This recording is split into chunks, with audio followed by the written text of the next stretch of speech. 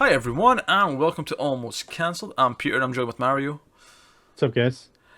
We're going to talk about Agent Carter, Season 2, Episode 4. The episode is called Smoke and Mirrors. And full spoilers for the episode, as always, as we do here on this show. Mario, what did you think of this week's Carter?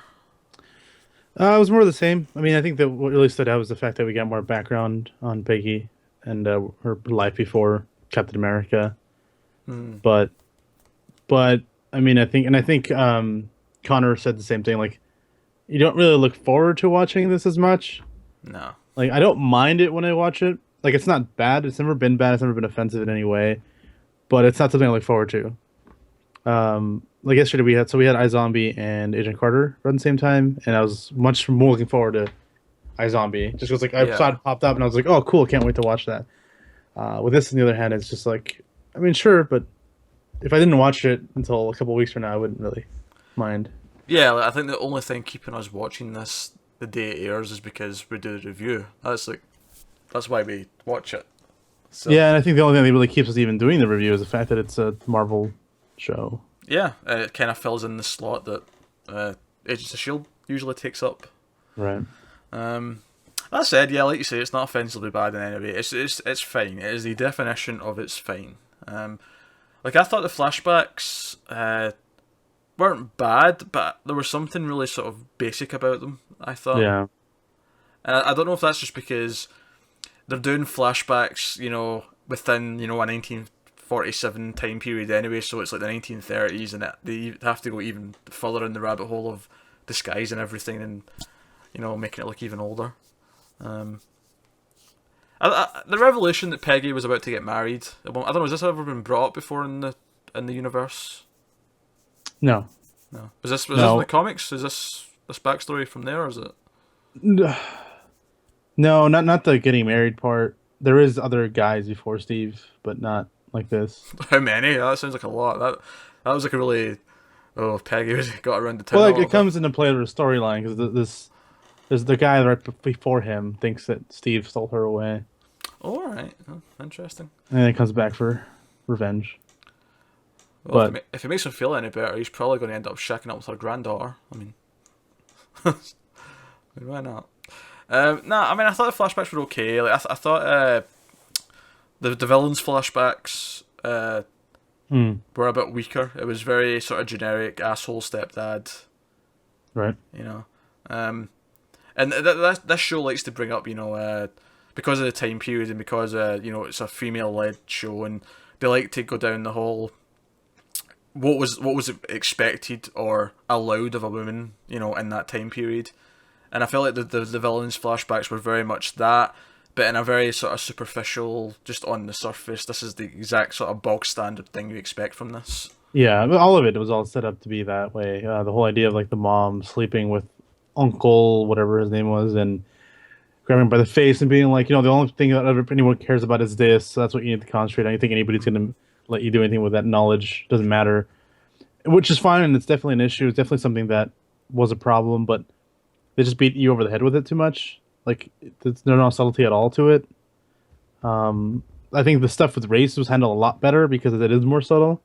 You have a Yeah, character that obviously knows what he's doing, and you do bring that up on occasion because it would come up obviously in the 40s, but they're not just preaching to you that that was an issue. Like most people probably know that in the 40s it wasn't particularly nice to women and yeah. people of race. Basically, if you weren't a white man, you were not treated very well. Yes, pretty much. Um, yeah, I think part of the reason for that is because I think the race thing comes up more naturally. Like, if you were a woman in that time period, I don't think, like, yeah, there were certain things you weren't allowed to do and there were certain things that weren't expected of you, but I don't think you would find yourself in a situation where you were trying to do them and be told that you couldn't. Whereas if you were a black person, you would go into a shop expecting, oh, I can buy something, and then the guy's like, I'm not serving you. Yeah, well, all the time it would come up for a woman to be more of education because it was Yeah. pretty common for it to be a teacher, a stay-at-home mom, or like a nurse. Like you really only had a few options.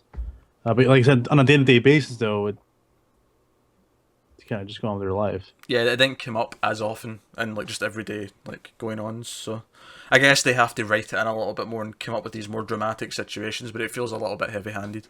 Yeah. Um, Present day stuff was fine. Like they kidnapped the guy who like attacked her in the last episode or 2 episodes ago, whenever it was, and she pretends to give him a disease that's going to kill him in like 20 minutes, but it turns out to just be the common cold. Right. Uh, Yeah, some hilarity ensues when they try to capture him, and Jarvis says he has experience using a tranquilizer gun.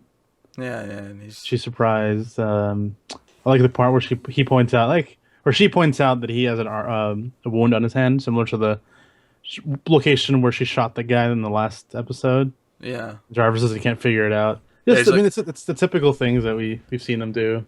Yeah, because he just sort of very Britishly goes, "My, what a coincidence!" and she just looks at him. It's pretty funny. He's like, oh, yeah. Which is, I mean, that's the stuff that always stands out. I mean, obviously the chemistry is really good, and I like both of them, but it's not enough to carry the rest of the show. Yeah, unfortunately. Yeah, it's the characters like when Sousa gets punched because they're deliberately letting the guy go away because they've put a tracker on him, and like Sousa's like, why I don't see why this plan needed me to get punched, and Peg's well, he's already throttled me twice today, so it's Right. time you had a shot. So there's a lot of witty, fun banter between them. I will say that I do think this season, at least over last season, is a lot more focused. It feels like there's a plot going on that they're driving towards. Yeah, and Whitney Frost, it helps to have a villain that we clearly can see is becoming the villain. Last episode we saw her realize that she can consume someone. Now we're seeing her do more of it and kind of starting to get more out with it with her husband. Yeah, so that's kind of obviously leading somewhere. And also, she intentionally does it this time. She doesn't just accidentally do it. So she's becoming more of a willing villain. And then Peggy and that don't know exactly what she did, but they did hear it, and they do. They know that she's the bad guy now.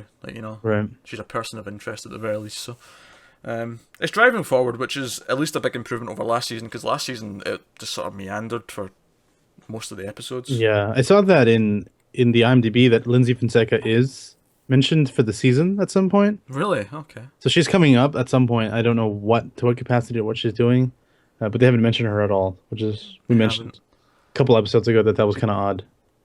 Yeah, it was really weird. Because I even mentioned when we finished the season 1 last year, I said, so they built this whole thing up for her to move in with her at the end of the season. It felt like a setup for like the new status quo, which is why when they announced her moving to LA, I thought, wait, are we losing half the cast? That's weird. They've kept everyone else. She's the only one that's actually missing. So, yeah, it's fine. That's basically where we are. Yeah, and basically we just can't wait for Agents of S.H.I.E.L.D. to come back. Yeah, that's pretty much it. That's really good. And I feel bad because I like a lot of the people involved. But yeah, if they just tighten it up, and it's really weird because it's not like they have the excuse of, oh, well, this is 23 episodes, so it's really hard to stretch it out. You're not. Yeah, and it's only a few episodes. The problem here is that they can't fill 10. Yeah. Which is kind of a shit. I'm not. I didn't really expect it to get a season 2 either, to be fair, but I'm really not expecting it to get a season 3, especially since they've got Most Wanted. Most Wanted, yeah, and that's probably gonna hit better just because, they can just literally directly take out Agents of S.H.I.E.L.D. Yeah. What they're doing there. Yeah, because Agents of S.H.I.E.L.D., they can keep focusing on Inhumans and aliens and more sci-fi shit, and maybe Most Wanted goes down the we're hunting like the Hydra agents, so it's more spy sort of stuff. And right. Yeah, because Bobby and Hunter don't have powers. Exactly. So obviously they can't do anything like that. That said, I do love Hunter reacting to all the alien shit that pops up. It's usually quite funny. Yep. But that's this week's Agent Carter. So we'll be back with next week's episode and.